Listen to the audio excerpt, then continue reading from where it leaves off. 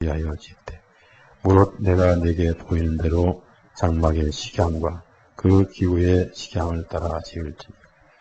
그들은 조각목으로 궤를 짓되 장이 2규빗 반, 관이 1규빗 반, 고가 1규빗 반이 되게 하고 그는 정금으로 그것을 쌓되 그 안팎을 싸고 윗가로 돌아가며 금태를 두르고 금고리 넷을 부어 만들어 그 네 발에 달되 이 편에 두 고리요 저편에 두 고리며 조각목으로 채를 만들고 금으로 쌓고 그 채를 궤 양편 고리에 꿰어서 궤를 내게 하고 채를 궤 고리에 꿰은 대로 두고 빼어내지 말지. 내가 내게 줄 증거판을 궤 속에 들지며 정금으로 속죄소를 만들 때 장이 2규빗 반, 관이 1규빗 반이 되게 금으로 그룹토를 속죄소 두 끝에 쳐서 만들고 한 그룹은 이 끝에 한 그룹은 저 끝에 곧 속죄소 두 끝에 속죄소와 한 덩이로 연하게 할지. 그룹들은 그 날개를 높이 펴서 그 날개로 속죄소를 덮으며 걸그를 서로 대하여 속죄소를 향하게 하고 속죄소를 궤에 얹고 내가 네게 줄 증거판을 궤 속에 넣어라. 거기서 내가 너와 만나고 속죄소 곧 증거궤 위에 있는 두 그룹 사이에서 내가 이스라엘 자손을 위하여 네게 명할 모든 일을 네게 이루리라. 기도하실까요?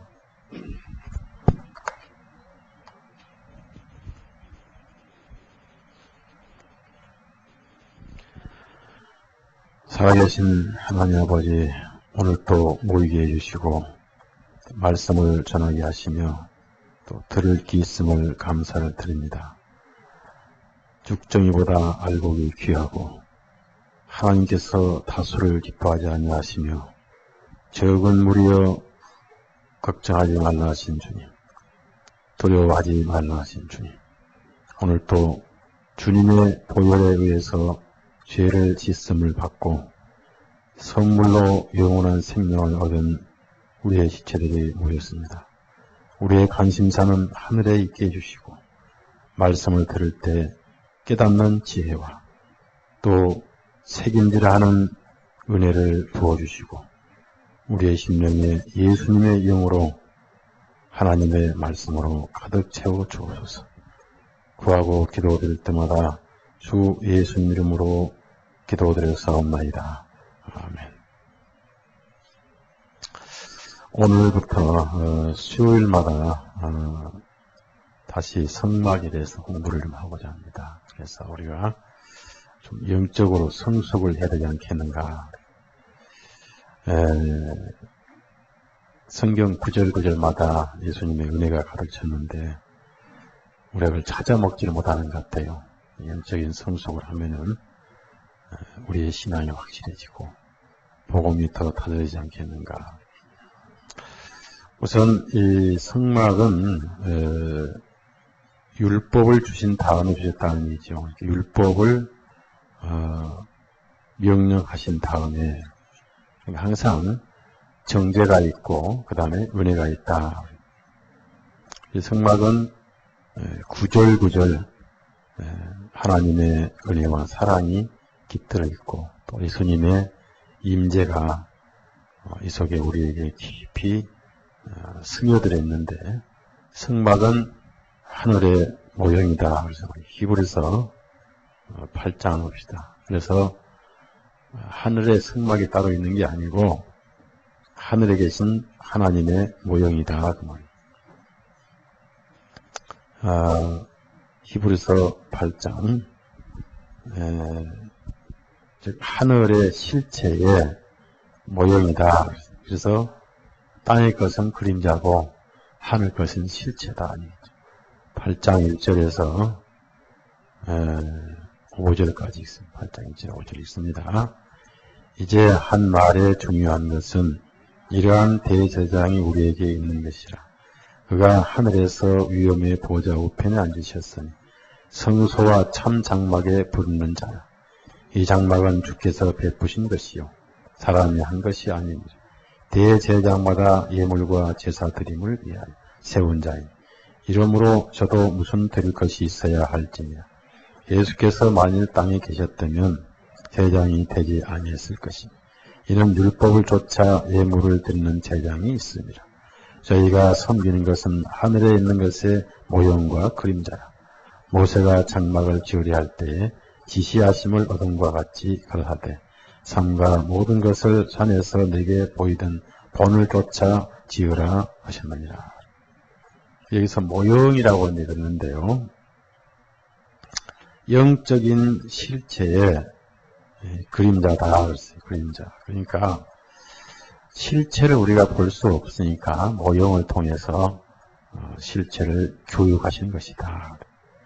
성막은 우선 하나님의 임재의 장소다. 왜 이것을 건축하게 하시냐면은 임재의 장소, 즉 죄인에게 찾아오셔서 죄인과 함께 계시는 하나님의 사랑에 의해서 만드신 것이다. 출애굽기 25장 8절을 보면은 거주할 수 있도록 만들어 그랬습니다. 거주할.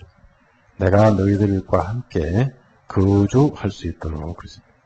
25장 8절을 보면 내가 그들 중에 거할 성소를 여기서 백성들 속에 찾아오셔서 거주할 거룩한 처소. 왜 찾아오셨냐면은 죄인을 구원하러 오신 분이다.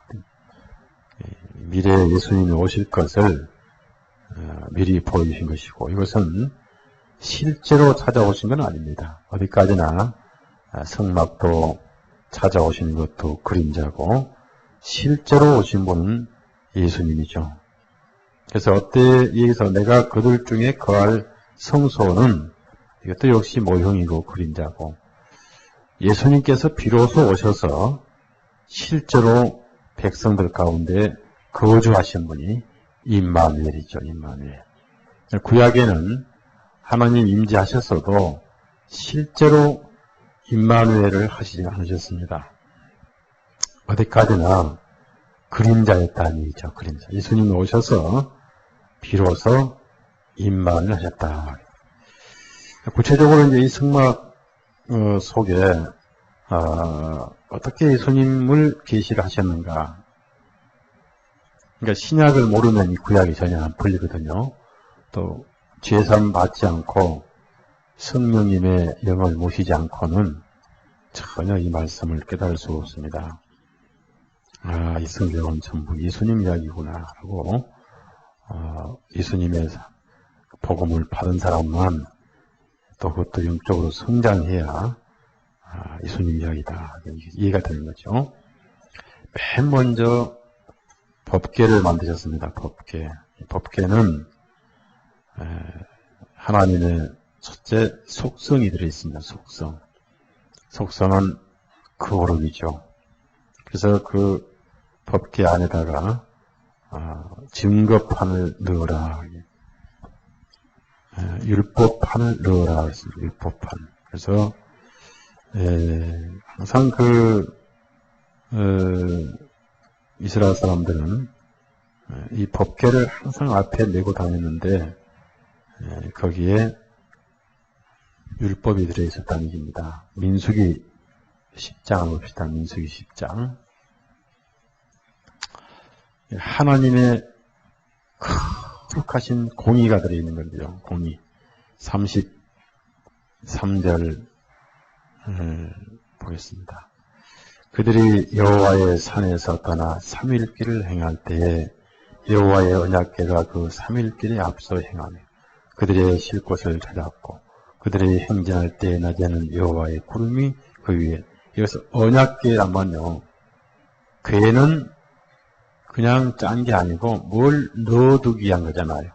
헌금궤가 있고 쌀통이 있고 물통이 있는 것처럼 금궤가 있는 것처럼.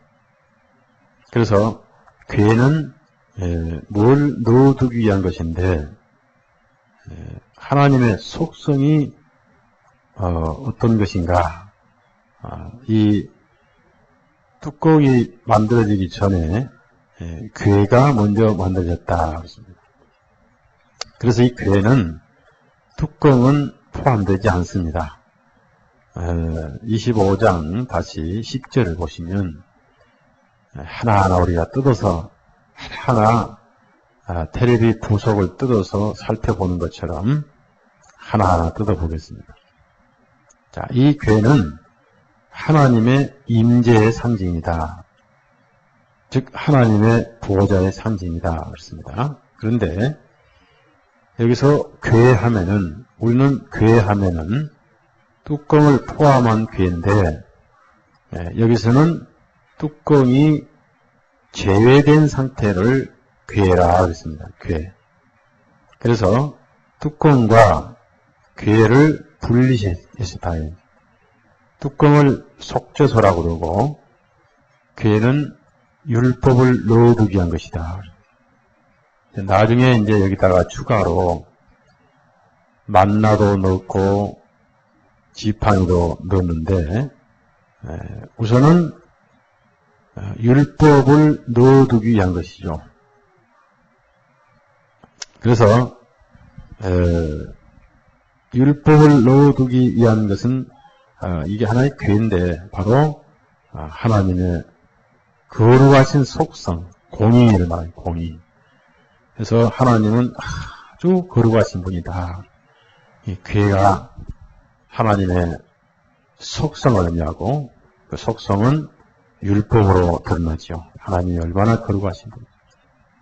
하나님께서 거룩을 강조를 하셨습니다. 내가 거룩하니 너희도 거룩하라. 베드로전서 봅시다. 그래서 거룩이 없는 형벌도 죄사함도 없습니다. 베드로전서 1장. 거룩이 없으면 죄도 없고 거룩이 없으면 형벌도 없고 거룩이 없으면 구원도 없습니다. 거룩이 모든 은혜의 기본이에요. 1장 16절 16절 있습니다. 기록하였으되 내가 거룩하니 너희도 거룩할지어다. 하나님은 거룩하신 분이죠. 너무너무 거룩하셔서 흠도 티도 없고 그 거룩하신 분 앞에는 허리만한 죄도 가지고는 접근을 못하지요. 그래서 이제 신약에 와서 이 거룩하신 하나님이 세상에 오셨습니다. 그 하나님이 누굽니까? 바로 예수님이죠. 그래서 육신이 되신 것을 하나님이시지만은 육신이 되신 것을 표현하기를 하나님의 아들이다. 이제 승천하신 이후에는 하나님의 아들이 아니죠. 하나님의 권위를 회복하셨죠. 그래서 예수님 자신이 하나님이시란 것을 여러 차례 이스라엘 백성들에게 말씀하셨는데 마음이 부패해서 그걸 깨닫지를 못하였습니다. 자, 요한복음 8장 보시면 가끔 예수님은 하나님이시란 것을 이렇게 가르쳐 주셨는데 그걸 안타깝게도 깨닫지를 못했어요. 25절을 보면요. 예수님이 어떤 분인가? 육신의 옷을 입으신 지는 30년밖에 안 됐지만은 육신으로 오시기 전에는 영원부터 계셨다. 25절. 저희가 말하되 내가 누구냐? 예수께서 가라사대 나는 처음부터 너희에게 말하여 온 자니라. 참 중요한 말씀 아니에요? 처음부터 말해 오십니다.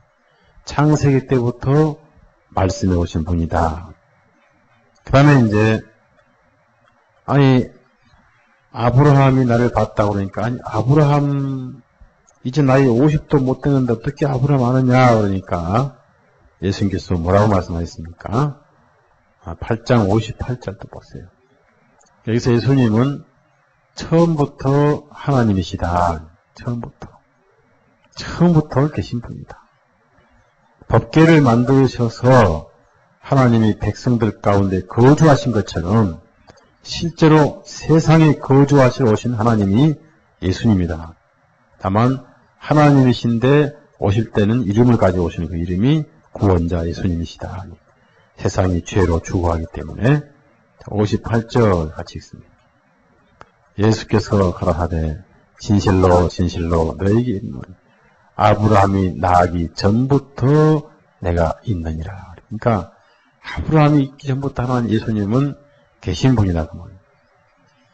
이제 거룩하신 분이라는 것이 드러났는데 다시 이제 주의 입고 나갑시다.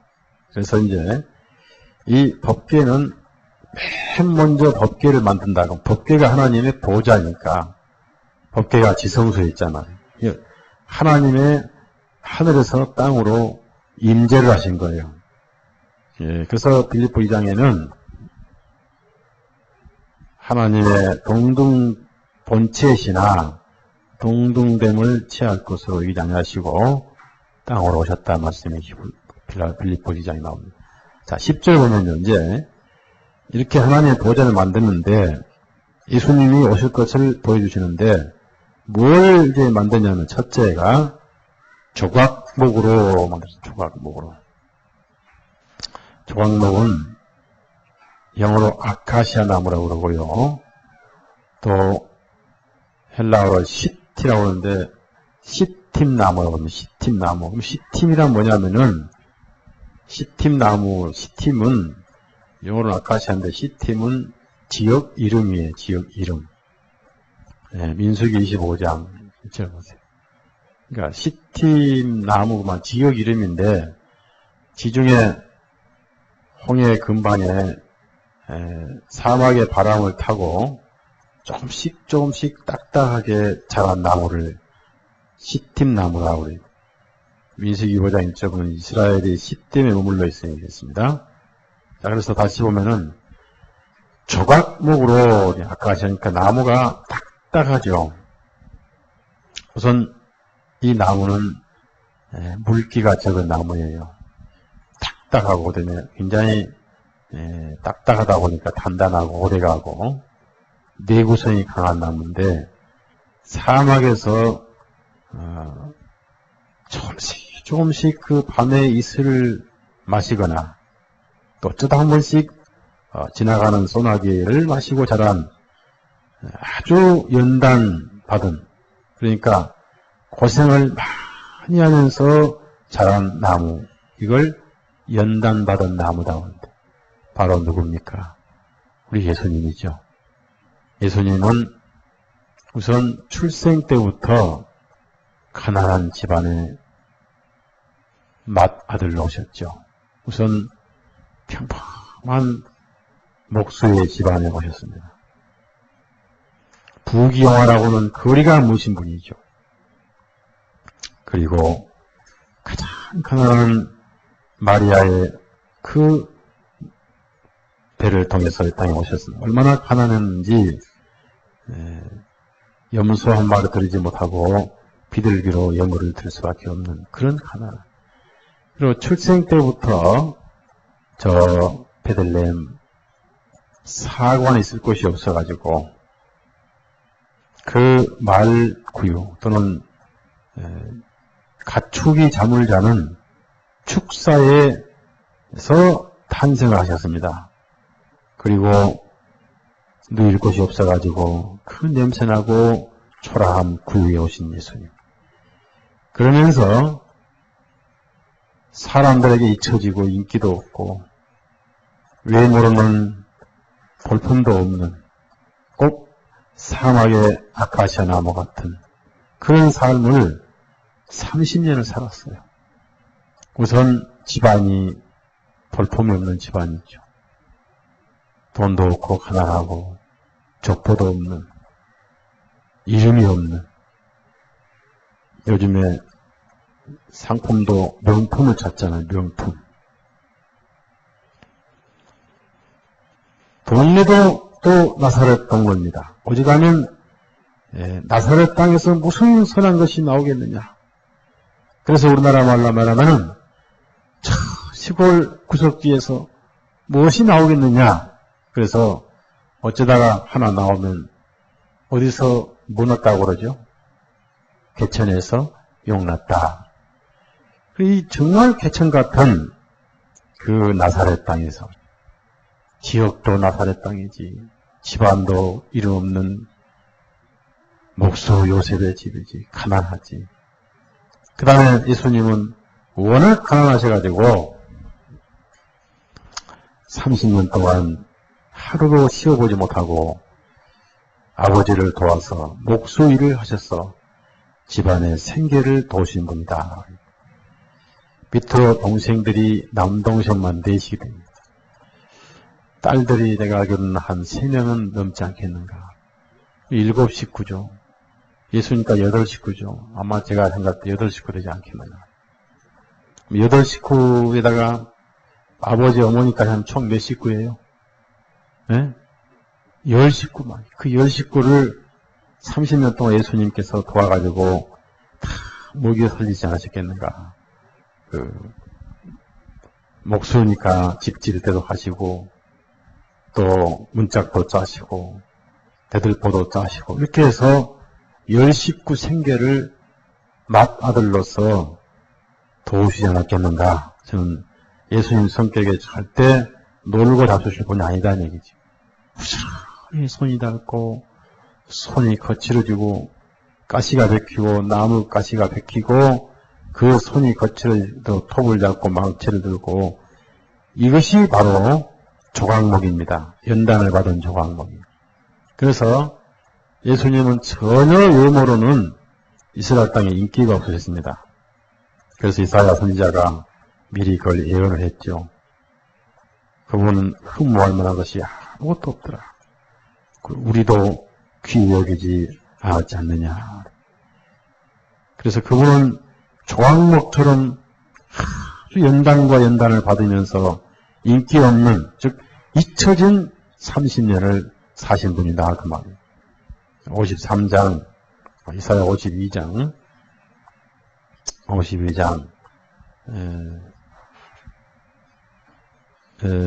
53장을 보시면요. 워낙 외모로 인기가 없는 분이었다. 워낙 잊혀진 분이고, 어떤 귀한 것을 찾지 못할 분이다. 그 말이죠. 53장 1절에서 3절을 읽읍시다. 이사야. 이 말씀이 정말 예수님의 그 30년 공생에, 물론 이스라엘 사람들에게는 나머지 3년 반도 해당이 되지만은 특별히 30년까지 비공생에, 인간적인 삶을 사실 때 이렇게 잊혀졌다는 얘기입니다. 53장 1절에서 3절을 같이 읽습니다. 우리의 전한 것을 누가 믿었느냐? 여호와의 팔이 누게 나타났느냐? 그는 주 앞에서 자라나기를 연한 손 같고 마른 땅에서 나온 줄기 같아서 고운 모양도 없고 풍채도 없은즉 우리의 보기에 흠모할 만한 아름다운 것이 없도다. 그는 열쇠를 받아서 사람에게 실어버린 바 되었으며 간고를 많이 겪었으며 길고를 아는 자라. 마치 사람들에게 얼굴을 가리우고 보지 않음을 받은 자 같아서 멸세를 당하였고 우리도 그를 귀히 여기지 아니했도다. 앞으로 먼 훗날 이스라엘족이 이렇게 예수님을 홀대할 것이란 것을 미리 예언을 하신 겁니다. 그래서 조각목은 가장 인기 없는 사막의 나무라 그 말이에요. 오늘날도 성경대로 가는 그리스도인들은 이렇게 조각목 취급을 당하고 예수님을 따라가는 그리스도인들이 이렇게 홀대를 받고 천대를 받는 것이 역사의 증명이죠. 다시 출애굽기 25장 올라갑시다. 자, 그래서 이렇게 조각목으로 이제 궤를 짓는데 예수님이 육신을 오셨지만은 그 속에는 하나님의 신성이 넘쳐 흘렀지요. 비록 외모는 육이지만은 속성은 하나님이시다. 자, 그 다음에 이렇게 교회를 짓는데 장이 2규빗 반, 광이 1규빗 반, 고가 1규빗 반이죠. 그러니까 넓이와 높이는 그 사이즈가 같고 그 다음에 길이만 1규빗 반인데 미터로 말하면 길이가 약 1.1m가 되는 거예요. 110cm가 되는 거죠. 1m 10cm. 그리고 높이하고 넓이는 67cm 정도 됩니다. 왜 이렇게 이 정도 크게 하시냐면은 돌판을 2개를 넣어야 되기 때문에. 그래서 돌판이 대충 한 60cm 정도 되지 않겠는가. 그래서 양쪽에 돌판을 넣을 수 있도록 이렇게 하신 것 같아요. 하나님께서. 이건 뭘 뭐냐면은 2규빗 반 정확한 치수를 이렇게 말씀하신 것은 예수님은 사람이시지만 완벽하신 분이다. 동시에 참 하나님이시다. 그러니까 치수가 나온 것은 예수님은 불완전한 인간이 아니시다. 사람으로서 흠이 없으신 분이었다. 동시에 하나님으로서도 흠이 없으신 분이었고 완벽한 인간이시죠. 하나 없다면 죄만 없고 그래서 우리의 감정도 아시고 슬픔도 아시고 많이 우셨잖아요. 예수님께서. 나사로의 죽음을 보고 우셨고 이스라엘 놈들을 보시고 우셨고 또 하나님을 버림받을 때 우셨고 그 완벽한 인간의 감성을 다 가지신 분. 분노도 가지시고 사랑도 가지시고 이 사이즈는 완벽한 인간이신 예수님 동시에 완벽한 하나님이시죠.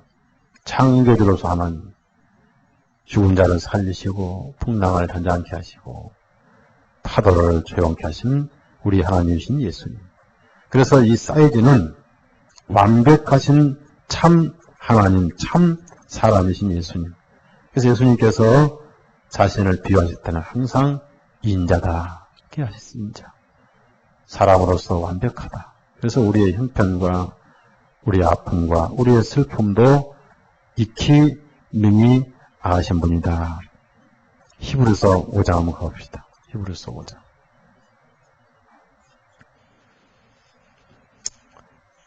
이 사이즈를 기록하신 이유가 꼭 돌판을 알맞게 담게 하신 것뿐만 아니다. 히브리서 4장 14절부터 16절까지. 인간이 뭔지를 친히 겪으신 분이다.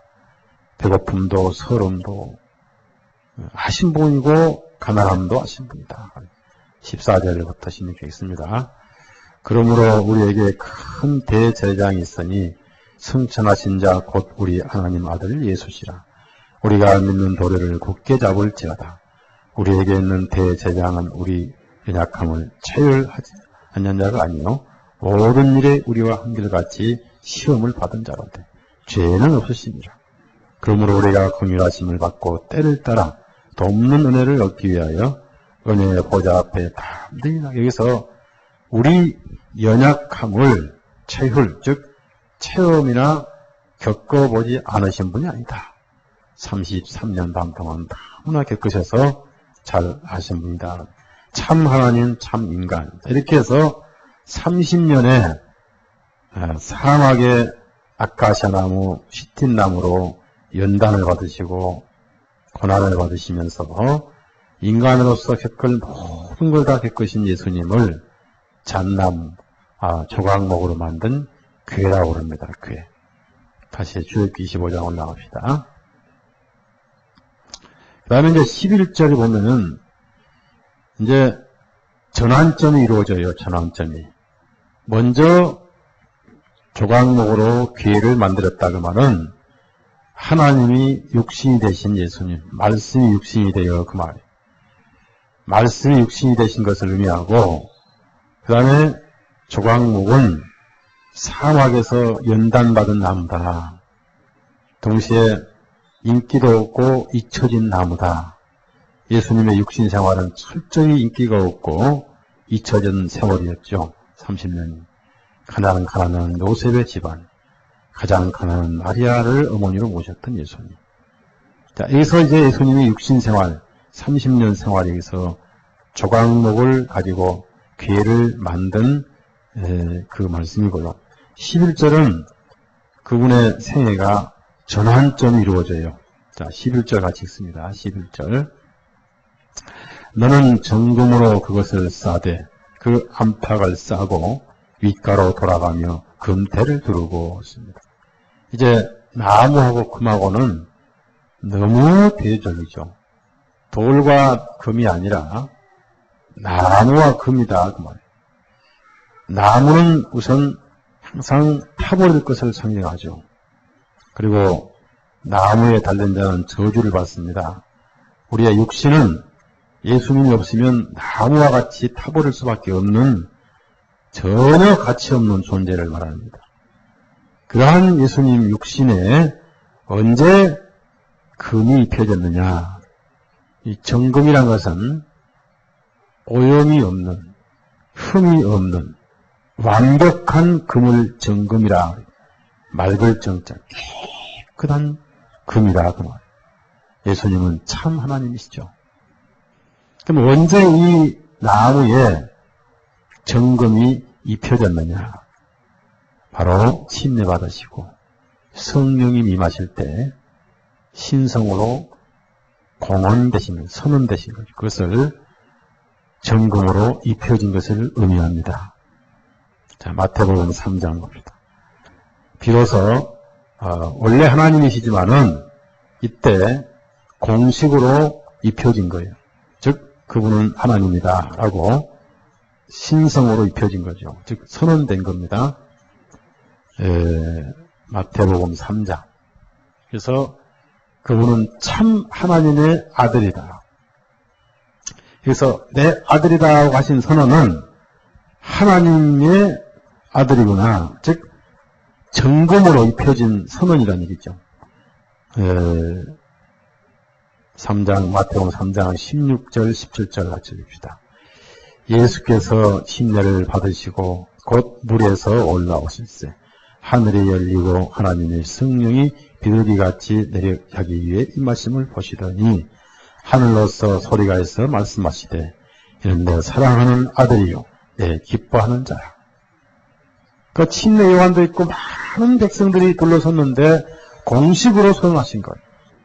여기서 이제 참 하나님, 참 인간이라고 공생애가 시작되는 겁니다. 이것을 조각목으로 만든 법궤에 정금이 입혀진 사건이에요. 예수님이 하나님의 보좌죠. 자, 참 놀랍죠? 순금이라는 거예요. 정금. 진정하신 하나님이다 그 말. 골로새에서 그런 말씀이 많이 나와요. 그 다음에 이제 다시 출애굽기 25장으로 또 올라가십니다. 자, 이렇게 완벽하게 쌌어요. 어디 하나 나무에 흠이 보이질 않습니다. 우리말로 쌌다 그런데 영어로는 입혔다가 더 정확하겠죠. 그래서 11절 보니까 너는 정금으로 그것을 싸되 입히되 안과 박을 참 입혔어요. 근데 여기서 밑에는 입혔다. 뭐 이런 것은 제가 알기로는 안과 박이니까 밑에까지도 다 쌓지 않겠는가. 나무에 틈이 보이지 않지 않겠는가. 그래서 안에는 나무요 겉에는 금이었죠. 순금으로 보였겠죠. 완벽하게 입혀진 궤 바로 참 하나님으로 선언되신 예수님이었다. 그럼 그분은 그냥 하나님이시냐? 나무와 금은 대리라고 그랬죠. 참 하나님, 참 인간이신 예수님인데 11절 마지막 보면은 윗가로 돌아가며 윗가는 추가된 말씀인데 돌아가며 금태를 두르고 참 중요한 말씀입니다. 우리가 열차 기관사라든지 조종사라든지 또 마도로스 보면은 오래된 사람일수록 금태가 있죠. 여기에 금태. 쫄병은 금태가 하나, 좀 중간은 2개, 고참은 4개씩. 오래. 금태는 뭡니까? 명예를 말하는 거예요. 여기서 금태는 뭐냐? 왕관을 의미합니다. 왕관. 예수님은 참 하나님으로서 선언되실 뿐 아니라 그분은 왕 중의 왕이셨죠. 즉 감추어진 왕이었습니다. 놀라운 말씀입니다. 요한복음 1장. 그래서 성령님으로 눈으로 볼 때만 그분이 왕이시고 이스라엘 사람들이 볼 때는 아주 이름도 없는 나사렛 촌사람이고 또 바리새인들이 볼 때는 나사렛 이단이었죠. 그러나 우리는 그분이 우리 마음의 왕이시죠. 왕. 금태를 두르고 이것이 왕관을 의미해요. 왕관. 항상 그 태는 왕관을 의미합니다. 49절. 그러니까 육신으로 보실 때는 나사렛에서 무슨 선한 것이 나오겠느냐 하지만은 영으로 보실 때는 그분은 하나님이시고 하나님의 아들이시며 동시에 만왕의 왕이었습니다. 49절 읽습니다. 나다나엘이 대답하되 라삐여 당신은 하나님의 아들이시요 당신은 이스라엘의 임금이로서 이게 킹제임스는 더 킹, 왕이에요. 왕. 이런 왕을 우리는 지금까지 우리의 왕을 홀대했죠. 인간들이. 잊혀진 예수님이었죠. 그러나 분명히 그분은 왕이십니다. 그래서 금태를 들고 계실 뿐 아니라 나중에 부활하셔서 우리의 대제장으로 계시는 향단에도 역시 금태가 둘러 있어요. 금태는 항상 왕관을 의미한다. 또 견대 에봇에도 금태가 있는데 출애굽기 30장 찾아봅시다.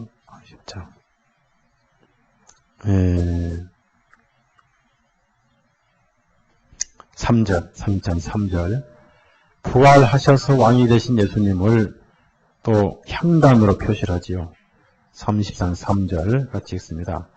단 상면과 전후 좌우면과 뿔을 정금으로 싸고 주위에 금태를 두를지며 태는 밖으로 이렇게 나오도록 표시가 되도록 금태를 둘렀습니다. 예, 우리 주님의 왕중 왕이시고 임금 되시는 예수님은 왕이시죠. 왕인데 이스라엘이 왕됨을 원치를 않았습니다. 그래서 예수님의 죄목은 뭐예요? 유대인의 왕이다. 예수님이 그 당시 처형 방법 가운데 가장 잔인한 처형 방법이 나무에 못 박아 죽이는 겁니다. 저주받은 사람만 그렇게 죽이는 걸. 예수님께서 저주받아 죽으셔야 했던 죄목이 유대인의 왕이다. 히브리어로, 헬라어로, 로마어로 그걸 다 써서 붙였던 겁니다. 예수님은 지금 우리의 왕이시죠. 왕중 왕이시죠. 이것을 우리가 알고 그 왕 앞에 웃는 순복하고 엎드려 부복하고 섬기는 삶을 살아야 됩니다. 우리 빌립보서 2장은 이러한 금태를 무시하면 안 되죠. 같은 기관사라도 금태 하나짜리는 금태 4개짜리에 손을 얹어서 경례를 합니다. 얼마나 금태가 중요하지요. 그 금태가 많을수록 명예의 명예. 빌립보서 2장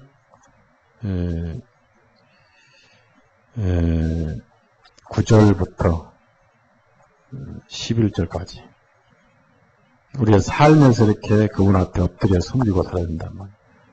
이름으로 하나님이 그를 지극히 높여 모든 이름 위에 뛰어난 이름을 주사 하늘에 있는 자들과 땅에 있는 자들과 땅 아래에 있는 자들로 모든 무릎을 예수 이름에 꿇게 하시고 모든 입으로 예수 그리스도를 주라 시인하여 하나님 아버지께 영광을 돌리게 하셨느니라. 현재 같다. 현재. 그래서 이렇게 친례를 받으시고 성령이 임하실 때 공식으로 정금으로 입히심을 받으셨고 그때 금태가 둘러지면서 만천하 앞에 예수님이 하나님이시요 아들이요 왕이라는 것이 선언된 것이죠. 이것이 법궤를 만드실 때의 모형이고 그림자였다. 그 다음에 다시 출애굽기 25장 우리가 하나하나 뜯어서 살피는 거예요. 예수님을 신약에서 12절 보면은 그럼 여기에 이제 이렇게 만든 다음에 추가로 금고리 넷을 부어 만들어 그랬습니다. 금고리. 그러니까 이거는 나무로 하지 않고 그냥 고리를 4개를 이제 부어서 만들었습니다. 예, 그러면서 괴 4발에 달되 위에가 아니라 밑에도 달되 밑에 달되 그래서 4발에 달되 그랬습니다. 우리가 세상을 생각하면은 넷은 항상 세상을 상징해요. 그렇죠? 자, 해상 방향이 몇 군데 있죠? 예? 뉴스가 왜 생겼어요? 뉴스가. 노드, 이스트, 사우스, 웨스트가 뉴스 아니겠어요? 동서남북, 뉴스. 그래서 앞에다가 굿을 넣으면 굿 뉴스, 복음이 되는 거예요. 가스펠, 하나님에 대한 빛이라는 뜻입니다. 가스펠. 그래서 나온 거예요. 가스펠. 그러니까 굿 뉴스는 원래 성경에 나온 거예요. 그런데 요즘에 굿 뉴스가 나와요. 텔레비, 라디오, 신문에서 이블 뉴스가 나와요. 악 뉴스가 나오죠. 오늘 또 보니까 맨날 싸우더라고 난리더라고. 성경에서 나온 게 뉴스란 말 나온 거예요. 사우스, 이스트, 노드, 이스트, 사우스, 웨스트, 사우스. 그러니까 넷은 뭐냐면요. 세상을 의미하고 예수님이 세상에 오셨다가 말이에요. 왜 발이 필요합니까? 이 발은 땅에서 걸어 다니실 때만 필요해요. 예수님은 지금 걸어 다니신 분이 아니죠. 하늘에 앉아 계시죠. 그래서 예수님이 땅에 계실 때 사건이죠. 땅에 계실 때. 그래서 땅에 계실 때는 땅은 영원한 정착지가 아니잖아요. 우리는 지금 나그네 길을 가고 있잖아요. 그래서 이동을 하기 때문에 항상 이동을 할 수 있도록 4고리를 만들어서 발 밑에 달되 채를 끼워서 메고 다닌다고 말해요. 땅에는 결코 안식할 곳이 없다. 하늘에 가야만이 정착을 한다고 말해요. 그래서 우리가 땅에 있는 동안은 쉴 곳이 없죠. 예수님은 세상은 내 나라가 아니다. 그래서 나중에 하신 말씀이시죠. 유명한 말씀이에요. 인자는 뭐 얻을 곳이 없다고요? 예? 머리 들 곳이 없다. 그래서 임시로 머리 들 곳이 교회죠. 교회. 머리란 것은 쉴 곳을 말합니다. 마음을 높이고 쉴 곳을 말합니다. 교회가 예수님 쉴 곳인데 이스라엘 땅에는 쉴 곳이 없었어요. 인자는 머리 들 곳이 없도다. 그래서 이 세상은 우리의 고향이 아니죠. 예수님은 내 나라는 여기에 있지 않다. 그리고 아브라함은 나그네처럼 큰 이동을 하고 나그네 생활을 했기 때문에 장막에 살았다고 했고 세상은 나그네고 하늘은 성으로 비유를 했어요. 자, 히브리서 11장 봅시다. 우리가 이렇게 사는 겁니다. 그래서 네 상자, 네 방향, 동서남북 세상, 그리고 네 고리, 양쪽 어깨에 그것을 메고 다녔다고 말해요. 채를 2개 만들었는데 고리는 넷인데 메고 갈 때는 두 채를 맸다. 옛날 여러분이 시골에 그 상여 매신 거 아세요? 상여? 아니면 이제 옛날 시골에 결혼할 때 신랑이 신부 메고 가신 거 보셨죠? 이렇게 옛날에. 가마. 딱 가마 연상하면 돼요. 가마. 예, 근데 가마는 고리 없이 아예 그냥, 예, 이렇게, 가마는 고리에 있는 게 아니라 아예 붙어 있잖아요. 매는 게. 가마 아세요? 보셨어요?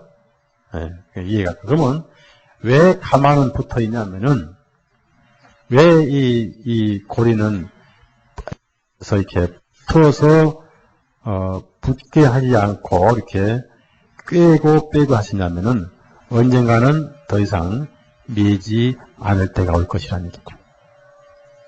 땅에서만 맨다 가마. 언젠가는 매지 않을 때. 가마는 항상 매야 되니까 붙어 있잖아요, 혼자. 이 고리는 빼고 하는 것은 언젠가는 더 이상 끼일 필요가 없다. 승천하신 이후에 우리 부활한 우리의 그 말. 히브리서 11장 봅시다.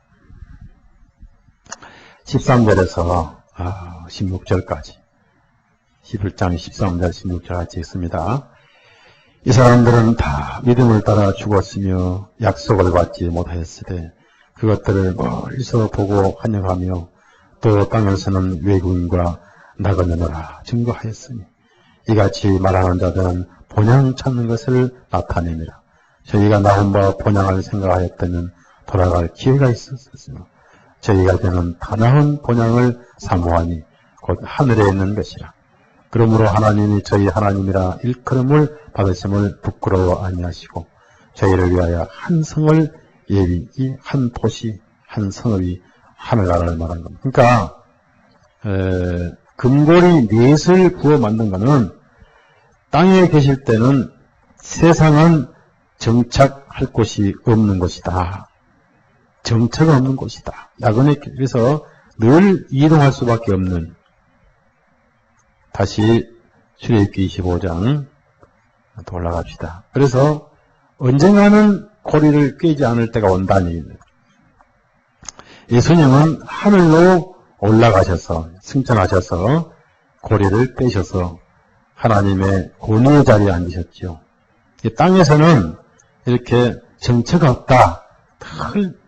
안식할 곳이 없기 때문에 이동한다. 그래서 성막은 이동을 했고 성전은 고정됐고 교회는 사실상 이동과 고정이 같이 되어 있죠. 교회.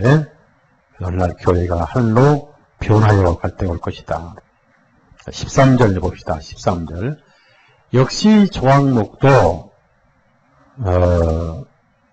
뭘로 사냐면은 역시 그 들것인데 채라고 그럽니다만은 막대기죠, 막대기. 이 막대기도 역시 조각목으로 만들었다. 13절, 14절 같이 있습니다. 조각목으로 채를 만들고 금으로 싸고 그 채를 궤 양편 고리에 꿰어서 궤를 매게 하며 참 중요한 말씀입니다. 여기서 1차적으로 조각목도 예수님을 의미하고 예수님이 육신으로 계실 때를 의미하고 역시 금으로 쌌어요. 역시 예수님의 신성으로 선언되신 것을 의미합니다. 근데 궤 고리가 4개인데 그 채를 궤 양편 고리에 꿰어서 궤를 매게 하며 그러면 결국은 고리는 4개인데 그 궤를 메고 다니는 채는 둘이다 그랬습니다. 자, 영감이 떠오르죠. 항상 성경에 둘은 무슨 숫자예요? 우리가 주님을 메고 증거를 해야 되겠죠. 그렇죠? 항상 둘은 정인의 숫자입니다. 누가 맵니까? 예수님이 육신으로 계실 때는 하나님을 메고 다니셨습니다. 우리가 교회가 세워진 이후에 말씀과 성령님이 예수 그리스도를 모시고 다니고 법궤를 모시고 다니고 말씀을 모시고 다니고 예수님을 몸으로 메고 증거를 하는 생활을 보여주시죠. 증거도 땅에서만 필요하지 하늘에는 필요 없잖아요. 둘은 정인의 숫자다. 그래서 제자들을 왜 12명 뽑았느냐? 둘씩 세상을 상대하는 6쌍을 보내기 위해서 12명을 뽑으셨다. 왜 돌판이 둘이냐? 율법한테 변명 못하게. 그래서 율법이 두 분야로 되어 있어요. 수요일 날은 좀 깊이 얘기를 하겠습니다. 수요일 날 말씀 들으신 분은 참 복이 있을 거예요. 그렇죠? 주일 날은 대충 하겠습니다. 하도 수요일 날 안 보이니까. 좀 우리가 깊이 들어가 좀 지성소 들어가보자 그 말. 우리가 성막에서 떡을 먹지 말고 지성소에서 하나님과 같이 좀 먹자니. 율법은 두 분야로 주어졌어요. 위로 하나님을 먼저 섬겨야 되잖아. 수직으로, 수동으로, 옆으로 사람을 섬겨야 두 분야예요. 아무리 사람을 잘해도 하나님께 잘못하면 그건 율법을 깬다죠. 하나님께 아무리 잘해도 옆으로 잘못하면 그건 죄인이 되는 거죠. 그래서 옆으로는 잘하는 사람들이 많잖아요. 네? 사명대상 이런 다 잘했잖아요. 하나님께 못했죠. 하나님께는 잘했지만 옆으로 못한 사람이 바리새인들이라는 게 있어요. 의와 인과 신을 버렸다. 두 그룹, 두 율법은 두 분야에 두 성질이 동시에 돌판이 두 개예요. 둘은 무슨 수라고요? 세상에다가 하나님을 증거하는 것, 하나님의 공의를 증거하고 우리가 두 증인의 입장에서 계시록 11장에 두 증인의 입장에서 양쪽에서 하나님의 법궤를 내고 가는 것이다. 이게 우리의 삶이에요. 그러면 왜 웃사가 만지다가 즉사했느냐 이겁니다. 언젠가 그런 말씀 내가 들었는데 사무엘 한가 가봅시다. 사무엘상 6장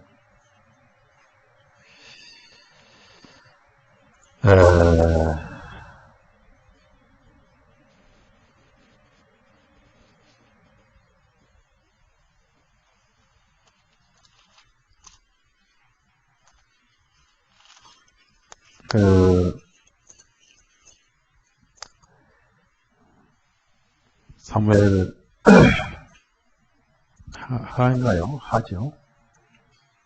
사무엘 하무엘인데 하 6장 사무엘 6장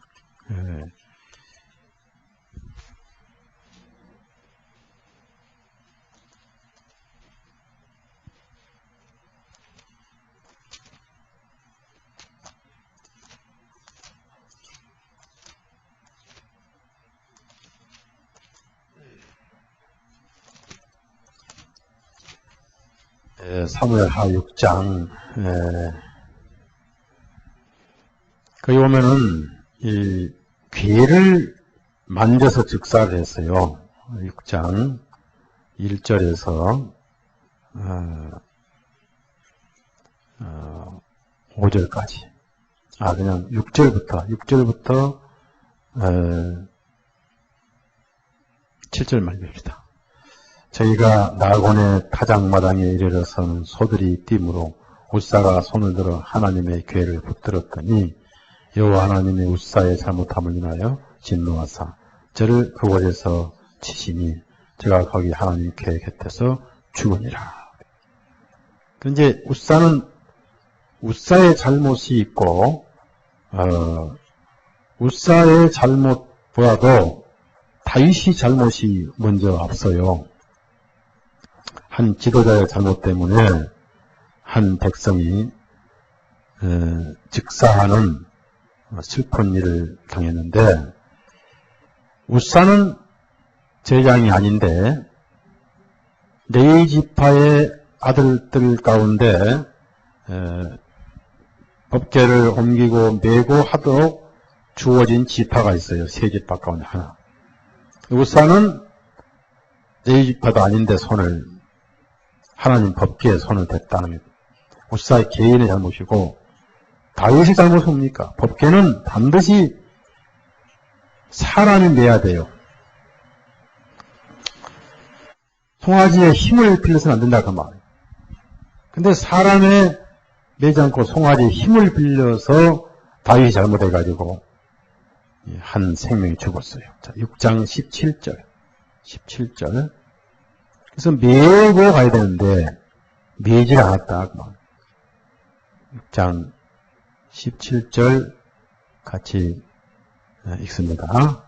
여호와의 궤를 메고 들어가서 다윗이 위하여 친 장막 가운데 그 예비한 자리에. 자, 이제 한번 징계를 받고 나서 이렇게 메고 나중에 그 뭐라고 이제 하냐면은 그때는 우리가 법궤를 내지 아니하였으므로 이렇게 해가지고 그 이스라엘 사람들이 법궤를 내지 않아서 그 고통당한 내용을 나중에 고백한 그런 기록이 있어요. 자, 그래서 이 채가 돌이다 하는 것은 세상에 하나님을 증거하는 예수님 동시에 오늘날 교회 증인의 삶을 의미한다. 왜 어깨에 매느냐 하면은 어깨는 두 가지 의미가 있죠. 하나는 책임을 의미해요. 그래서 우리가 어떤 직책 맡으면 뭐가 무겁다고요? 갑자기 어떤 직책 맡을 때 어디가 무겁다고 해요? 허리가 무겁다고 해요? 머리가 무겁다고 해요? 어깨가 무겁다고 해요? 책임을 의미하죠. 두 번째는 어깨는 영광을 의미하죠. 영광. 그래서 계급장을 어디다 달아요? 어깨에 달죠. 대장 어깨에 12지파 이름이 기록되어 있고 이 견장이야. 견인데 견장 그럽니다. 예수님은 이런 장을 어깨에 메고 오셨죠. 책임과 동시에 영광이 따른다. 그 말. 그래서 메고 다녀야 된다. 이것이 법궤와 주광목, 금으로 싼 그림자다.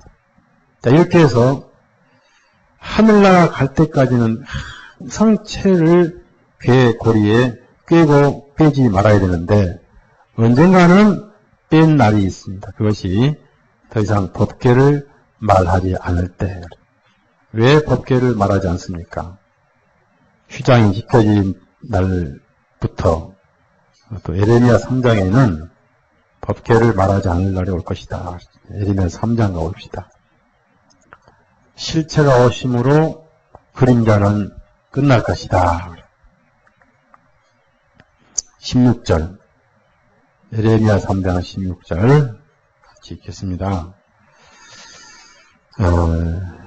나 여호와가 말하노라. 너희가 이 땅에서 번성하여 많아질 때는 사람이 여호와의 언약궤를 다시는 말하지 아니할 것이요 생각지 아니할 것이요 기억하지 아니할 것이요 찾지 아니할 것이요 만들지 아니할 것이며 됐습니다. 자, 다시 이제 출애굽기 올라갑시다. 시간이 끝나가는데 빨리 끝내버립시다. 자, 이렇게 해서 예수님께서 3년 반 동안, 자, 앞에 30년은 조각목으로 궤가 만들어진 기간이고, 그것을 정금으로 싸고 금태가 둘러진 것은 침례를 받으시고 성령이 임하셔서 하늘에서 메시아 기름 부으심 받은 분으로 선언할 때 신성을 입혀졌다. 즉 이미 신성이시지만은 공식화됐다고 말. 근거를 위해서는 땅에서 안식처 없이 하나님을 증거하시는 예수님의 공생애를 말하죠. 신성이 입혀졌기 때문에 공생애다.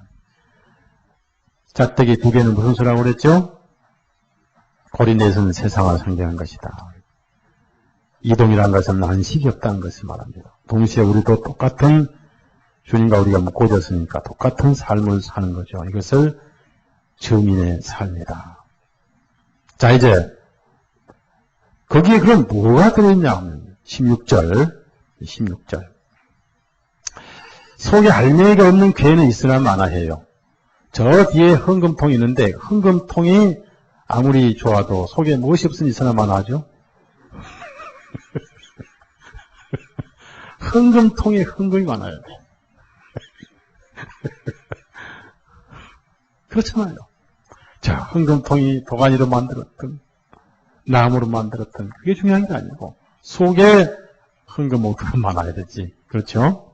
네. 자, 괴 속에는 뭐가 들어있냐? 그 속에 절대로 중요한 테스트모니, 증거를 적어놓아, 증거. 16절 보면, 16절이, 이것이 괴의 완성입니다. 16절만 읽어요. 시작. 네게 줄 증거판을 괴 속에. 그래서 판이라는 건 원래 없는데, 테스트모니라고 하는데, 두 돌판을, 그래서 증거라고 하는데, 밑에는 법이라고 나오죠. 법. 근데, 두 돌판이기 때문에 증거되는 거예요. 둘이기 때문에. 돌판이 하나면 증거가 안 돼요. 하나님은 신약, 구약이 있습니다. 구약, 신약이 있어요. 칼로 말하면 양날칼이에요. 양날칼. 근데 한쪽만 칼이 날카로우면 안 되죠. 양날칼이. 칼로 말하면. 우리에게는 성령님과 말씀이 있고, 우리에게는 또 말씀과 양심이 있습니다. 이거 항상 중요한 둘인데, 이것이 율법이에요. 율법. 예수님은 하나님의 속성으로 가득 차신 분이고, 하나님의 거룩하신 공의가 가득 차신 분이에요. 그래서 이 증거판이 넣어지고 뚜껑이 없는 궤로 계실 때는 아무도 접근 금지입니다. 접근하면 즉사해버리거든요. 예수님께서 3년 반은 과도기지요. 과도기지만은 피를 흘리기 전까지는 우리가 유죄했어요, 무죄했어요? 네? 피를 흘리기 전까지는 과도기라도 유죄 상태였습니다. 우리가 킹제임스 성경을 보면요, 세상 죄를 지고 가지고 가셨지 없애버리지는 않으셨어요. 구약의 아사셀은 치워버렸다는 건데, 지고 가지고 가시되 아직 없애지는 않으셨습니다. 아사셀은 치웠습니다. 언제 치웠습니까? 피를 흘린 다음에 치웠죠. 그러니까 치운 게 먼저요, 피가 먼저. 맞습니다. 예수님 피 흘리기 전까지는 안 치웠어요. 아직 아사셀이 안 된 거예요. 얘가요, 가지고만 가셨는데 아직 안 치웠어요. 쉽게 말하면 쓰레기를 지고만 가셨는데 어디다 치울지 아직 모르고 지고 가셨는데 피를 흘리신 다음에는 치워버렸어요. 아사셀이 된 거예요. 그래서 이 증거판이 넣어지고 뚜껑이 열려있는 동안 아무도 접근 금지예요. 그분이 예수님께서 3년 반 그 일을 하셨어요. 바리새인들의 죄를 정확하게 지적하셨잖아요. 그렇죠? 죄 없는 자 먼저 돌을 칠할 때 참고 양심의 가책 받았고, 또 거룩하신 공의 앞에 숨겨진 죄가 없었습니다. 전부 드러났고, 한 사람도 뚜껑이 덮이기 전까지는 하나님 앞에 접근을 할 수가 없는 겁니다. 개 속에 법이 들어가서 비로소 개의 역할을 하기 때문에. 누가복음 8장 하자고 하세요. 누가복음 8장. 예수님 앞에는 어떤 죄도 숨겨질 수가 없었습니다.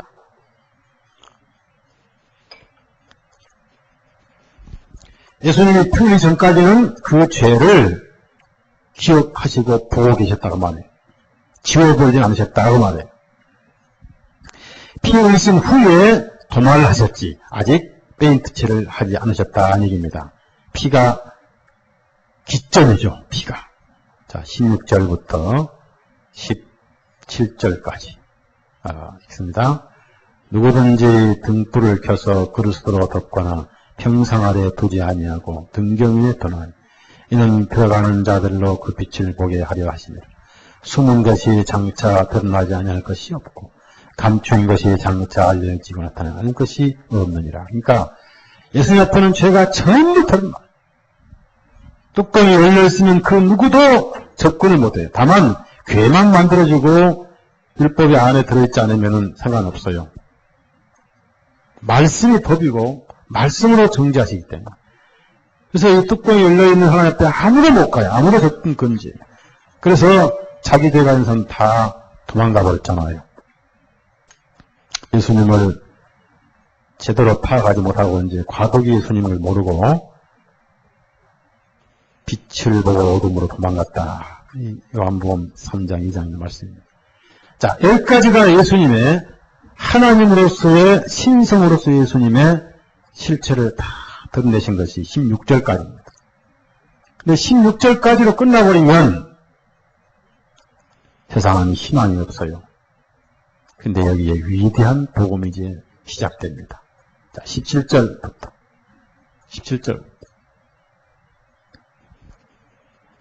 17절부터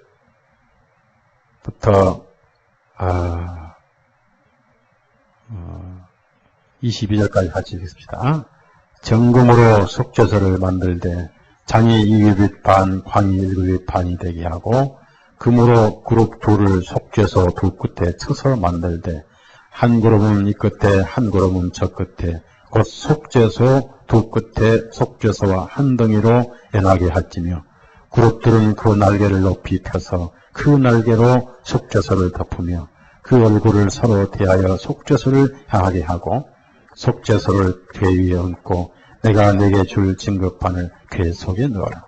거기서 내가 너와 만나고 속죄소 위 곧 증거궤 위에 있는 두 그룹 사이에서 내가 이스라엘 자손을 위하여 네게 명할 모든 일을 네게 이루리라. 자, 중요한 말씀인데,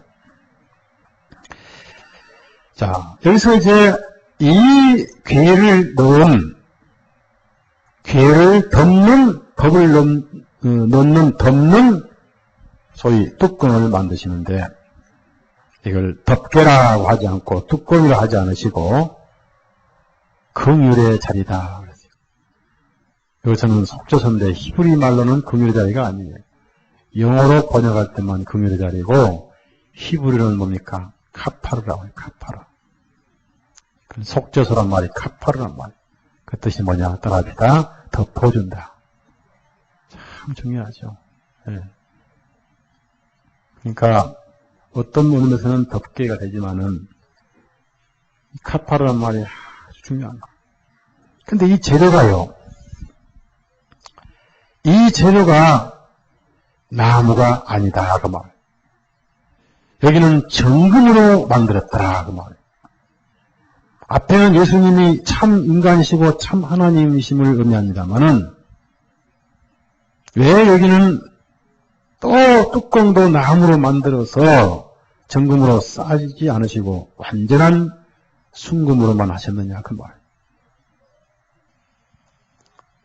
우리 하나님의 희생을 의미하는데, 즉 하나님이 세상 사람의 죄를 담당하신 것을 의미합니다. 그러니까 하나님의 아들이지만 사실상 말합시다. 하나님이 세상을 이처럼 사랑하사 독생자 그 말은 뭐예요? 친히 오셔서 뜻이에요. 친히 오셔서. 친히 오셔서. 유일하게 오셔서. 자, 하나님이 죄를 담당하셨어요. 누가 이 사실을 알까요? 창세기 22장 올라갑시다.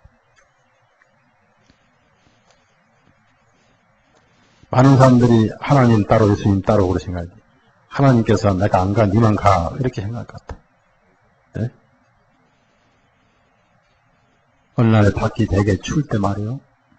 차에다 뭘 놔두고 갔는데 밤 10시 반쯤 됐는데 차에다 뭘 놔둔 걸 분명히 가지고 와야 되는데 따뜻한 아랫목에 있어서 내가 나가기 싫어가지고 수년만 갔다 와. 수년만 안 가요. 목사님 갔다 와요. 결국은 제가 갔다 와서 무엇이 많아서 사랑이 많아서 하나님께서 예수님을 따라 버리신 게 아니에요. 하나님께서 예수님으로 오신 거예요. 하나님 자신이 오신 거예요. 그것이 정금이에요. 창세기 22장 8절. 그래서 이 성경은 번역이 잘못됐습니다. 영어 성경은 번역이 잘 됐어요. 8절 같이 읽습니다. 아브라함이 가로되 아들아 번제할 어린 양은 하나님이 자기를 위하여 친히 이게 아니에요. 하나님이 자기 자신을 어린 양으로, 이렇게. 자기 자신을 어린 양으로. 그것이 정금이에요. 자, 그러면 정금으로 하나님이 이제 긍휼의 자리 카파라가 되시는데, 똑같이 1m, 1cm, 10cm, 67cm 똑같이 규격을 맞추는데, 어떻습니까? 이걸 만들 때 뭘 만드냐면, 절대 정금은, 뚜껑은 부어서 만들질 않는다, 그 말이에요. 고리는 부어서 만들었는데, 속죄소는 망치로 수없이 쳐서 느려 만들었다니. 금은 약간 부드럽죠. 그렇죠? 무쇠는 딱딱하고 금은 약간 부드럽죠. 그래서 쳐서 만들었다. 우리 예수님이 하나님께서 매를 맞으셨습니다. 그래서 알레시가 쓴 골고다상의 하나님이라는 책 보면은 죄인들의 손에 못 박힌 하나님이라는 제목이다. 120대를 맞은 거예요. 120대. 채찍이 이렇게 해초리 같은 게 아니고 가죽으로 되어 있어요. 가죽. 수십 가지 옛날 파리채 아니 그게 아니고 먼지떨 있죠. 먼지떨 마냥 수십 가지의 가죽이 길게 나 있는데 거기에 꼬챙이가 들어있습니다. 뼈다귀 같은 거 유리조각 같은 거 집어 묶어놔요. 여기다가 그걸 이렇게 휘로 치는데 예수님을 벌거벗기고 돌기둥에 매여놓고 이렇게 친이 돼가 이제 쳤어요. 노예니까. 저주받을 죄이니까. 그러면 치면은 해초리는 그냥 거기만 때리고 끝나면 이게 몸을 휘감아요. 휘감았다가 잡아채면은 다 뜯기는데 얼굴이고 머리 전체가 뜯겨버렸어요. 보통 유대인은 40대를 맞는데 노예는 3대를 해요. 120대를 맞아요. 예수님께서 120대를 다 맞고 나니까 얼굴이 뭐 완전히 뜯겨나가신 거예요. 계속 피가 흐르는 거예요. 쳐서 만들 때 왜? 율법의 요구를 이루어 주시기 위해서. 왜냐하면 조금이라도 사이가 보이면 안 돼요. 밑에 돌판이 하늘을 보면 안 돼요. 누구든지 접근하면 즉사해버려요. 그 돌판이 보이는 이상 하나님은 우리와 만날 수가 없잖아요. 그래서 그것이 다 이렇게 여기 한 1cm만 모자라도 안 돼요. 정확하게 괴의 수치에 맞추시기 위해서 다 늘어질 때까지 맞으신 거예요. 그게 뭐예요? 예수님께서 고통을 당하시고 피를 흘리시니까 우선 몸에 수분이 모자라면 열이 나는 거예요. 열이 나니까 목이 타죠. 내가 목마르다. 그래서 쓸개를 탄 식초를 주셨는데 맛보시고 안 마셨어요. 그 뭡니까? 진통제거든. 보통 사형수에게 주는 거예요. 죽을 때 너무 괴로워하니까 진통제를 준대. 주님께서 그걸 안 마셨어요. 왜? 어떤 고통을 좀 남기면 우리가 받기 때문에. 그걸 다 고통을 받으신 거예요. 다 받으셔서 정확하게 율법의 요구를 완성시키셨어요. 그렇게 하실 때, 운명하실 때, 그래서 하신 말씀이 다 이루었다. 그렇죠? 다 이루었다. 더 이상 남아있지 않아요. 그래서 도말을 하셔버리고 치워버리고 그렇게 해서 지금은 보이는 것은 괴가 안 보이고 위에 뚜껑만 보인다. 거기에 양쪽 천사를 이 구룹이란 말은 히브리 말로 케룹이라고 해요. 케룹은 단수고 케룹이면 복수인데 그룹 우리말로 그룹 그러는데 그룹이란 말은 히브리 말입니다. 그래서 케룹인 그만 복수 천사를 그만 두 천사가 이 법계 속죄소 끝에 같이 쳐서 만들어져 가지고 양쪽 얼굴이 어디를 보냐면은 바로 뚜껑 속죄소를 보고 있다. 속죄소를 향했나 20절 있습니다. 그룹들은 그 날개를 높이 펴서 그 날개로 속죄소를 덮으며 그 얼굴은 서로 대하여 속죄소를 향하게 하고 자 거기를 보는데 그 속죄소 하늘의 천사들이 우리 주 예수님을 보좌하고 그분을 섬기고 엎드려 경기하는데 어디를 보냐면은 밑에 율법을 보지 않고 속죄소를 보고 있다. 하나님의 눈, 천사들의 눈 다 거기 보는데 거기에 뭐가 뿌려지죠? 피가 뿌려지죠. 피를 보고 있다. 그 피를 보신 한 우리의 죄를 보지 않으시죠? 지금은 너와 마찬가지죠. 그 피가 하늘에 계시죠. 히브리서 12장 봅시다. 죄라는 것이 없어져 버렸죠. 거기서. 그곳에는 죄라는 단어를 찾을 수가 없죠. 그 피가 죄인을 없애버렸어요. 땅에서 마귀가 뭐라고 하든 간에 하나님은 죄인을 없는 거예요. 맞죠? 네. 히브리서 12장 24절 거기에 피가 뿌려진 거예요. 왜 피를 7번 뿌리냐? 완벽하게 끝냈다는 얘기죠. 그래서 7은 좋은 숫자예요, 나쁜 숫자예요? 럭키세븐 아주 좋은 숫자예요. 우리 저 쌍둥이 형제들 꼭 700점 맞아 할 것 같아. 700점. 럭키세븐 700은 좋은 거예요.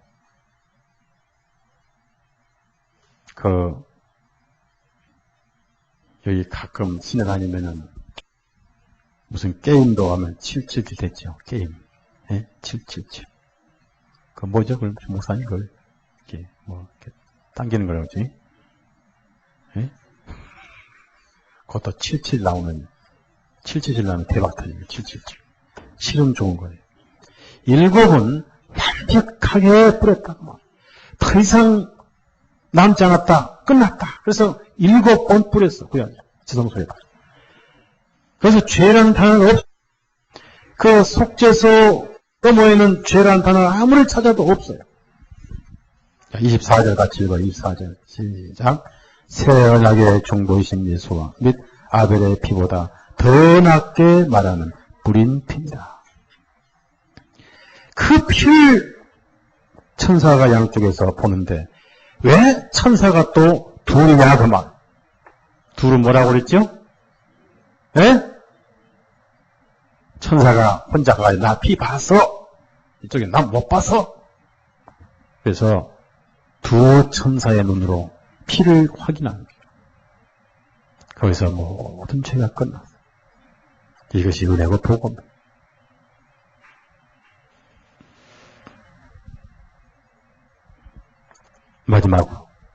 마지막으로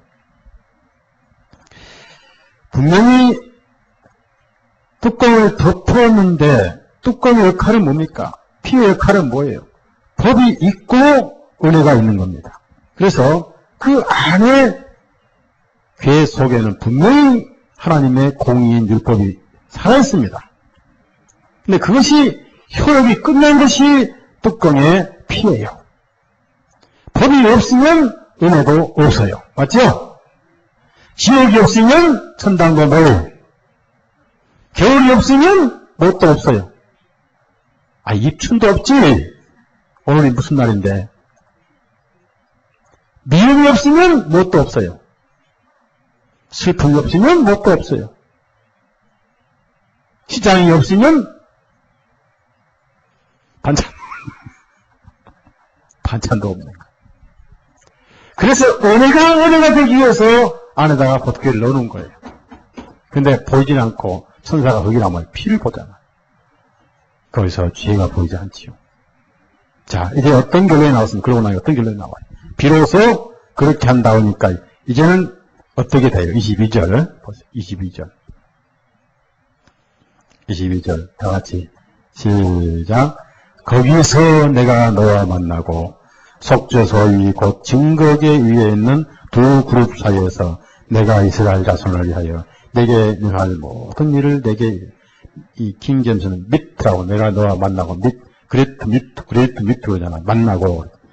만나는 것은 뭐예요? 원수 관계가 끝났다. 모세를 만나면 다 만난 거예요. 대표님. 내가 정목사님 만나면 다 만난 거예요. 그렇죠? 이 대표님. 인류를 만나신 거예요.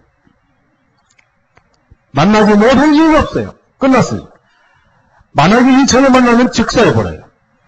나를 보고 살자가 없다고 하실 겁니다. 저 골고다에 가신, 하늘에 가신 후 지금부터 우리는 만나고 있는 겁니다. 그러면서 만나서 뭐 하냐면 커뮤니케이션이라고 해요.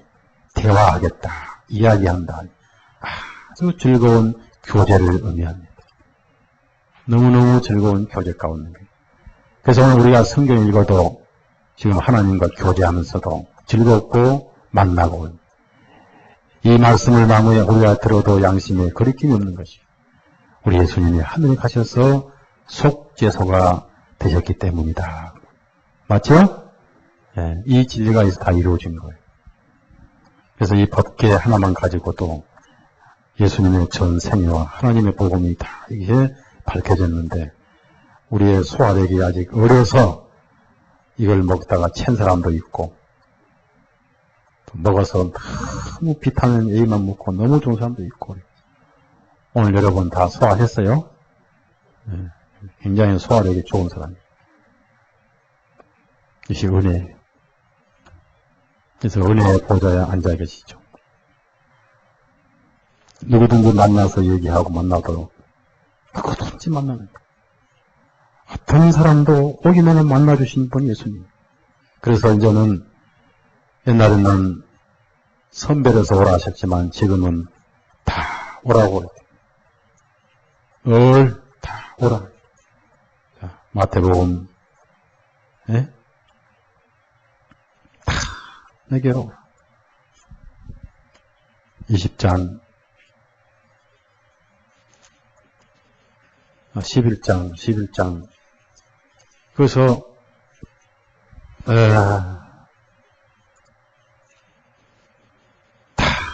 타가 나와 타. 이제는 더 이상 선별해서 만나실 필요가 없단 말이에요.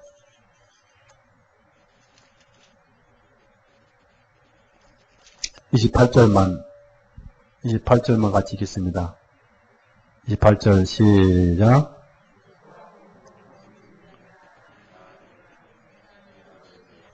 여기서 어려운 게 나와요. 다. 히브리 10장에도 모든 사람을 위해서 이루셨다고 10장 10절에 나옵니다. 모든 사람들. 그래서 누구든지 믿음으로 원을 만나고 하나님과 대화하는 게 지금은 복음의 은혜라니. 앞으로 이 뚜껑이 열리느냐? 영원히 열리지 않습니다. 네, 도말해버리고 치워버리기 때문에. 덮어버리기 때문에. 그럼 우리 물어봅시다, 마지막으로. 이제 하나만 더 물어봐요. 크기는 법계가 더 커요. 그렇죠? 네? 왜? 높이가 있으니까. 뚜껑은 높이는 없잖아요. 길이와 넓이만 똑같잖아요. 네, 무겁기는 누가 더 무거워요? 네? 안 달아봤잖아요. 뚜껑이 훨씬 무겁지. 법계는 나무로 만들고 싸기만 했잖아요. 뚜껑은 순금이잖아요. 영원히 완성된 구원이에요. 이것을 1500년 전에 하나님께서 보여주신 거예요. 모든 것이 다 예수님 이야기였죠. 여러분 날마다 하나님 만나시고 날마다 하나님과 교제하세요. 기도합시다. 주님 감사합니다. 예, 엄청난 사랑을 미리 보여주시고 참으로 마음을 비우고 주님의 눈으로 성경을 볼 때에 우리 하나님은 저 초라한 베들레헴 가축들의 축사에 오신 광야의 시딘 나무요 30년 동안 가난과 서름 속에 자라오신 우리 주님, 하나님이시지만 잊혀진 30년 세월은 연단받은 사막 땅의 조각목으로 계셨고 어느 날 침례를 받으시고 하늘이 열리고 하나님의 위엄찬 말씀이 선포될 때 이는 내 사랑하는 아들이요 내가 기뻐하는 이로다 하고 선났을 때 하나님의 순금이 펴지고 참 하나님으로 선언되신 줄로 압니다. 그분 속에는 거룩하신 하나님의 공의와 속성이 계셨고 그 앞에는 아무도 접근을 할 수가 없지만은 친히 하나님께서 육신이 되셔서 여기 머릿속에 있는 영혼들, 온 세상 불쌍한 죄인들의 형벌을 다 담당하셔서 그 거룩하신 몸에 120대의 채찍을 맞으시며 얼굴부터 발바닥까지 상한 곳이 없이 터지고 찢기신 예수님. 그렇게 쳐서 속죄소가 되시고 정확하게 율법의 요구를 이루셨던 우리의 주님.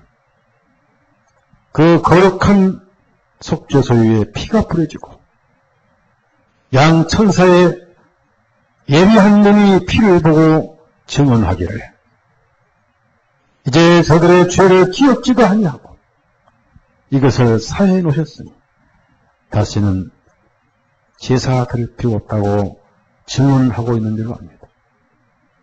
거기서 내가 너와 만나고 오늘 이 진리가 우리 양심 속에 주님과 만나며 마음 터놓고 허심탄회한 교제를 하게 하심을 진실로 감사를 드립니다. 이 보좌는 영원히 변치 않을 줄로 압니다. 죄 있는 자, 죄 때문에 갈 것이 아니라 이 진리를 근거로 주님 은혜의 보좌 앞에 담대하게 달려간 이 은혜를 더 많은 사람들이 알 수 있도록 우리의 증인으로서 법궤를 메고 다니는 삶이 되게 해 주옵소서. 죄에서 영원히 해방시켜 주신 예수님의 이름으로 간절히 기도드려 싸움나이다. 아멘. 네, 마치겠습니다.